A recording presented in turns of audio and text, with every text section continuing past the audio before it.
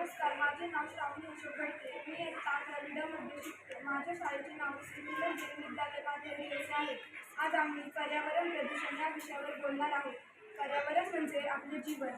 पण आजचे वास्तव बघितले तर आपणच आपल्या पर्यावरणाचा नाश करत आहोत.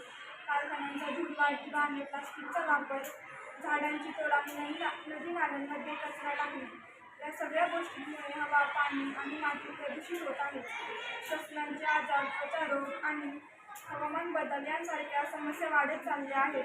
निसर्गाचा तोल बिघडत असल्यामुळे पाऊस अनियमित होतो, तसेच शेतकऱ्यांचे नुकसान होते. तर त्यावर उपाय म्हणजे प्रत्येकाने दरवर्षी एक तरी झाड लावले पाहिजे.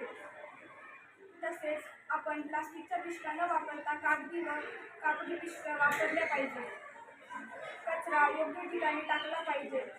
शाळा, समाज या माध्यमांतून पर्यावरण संवर्धनाबाबत जागृती केली पाहिजे. शेवटी एवढंच सांगेल, निसर्गाचे रक्षण म्हणजे भविष्यासाठीचे संरक्षण.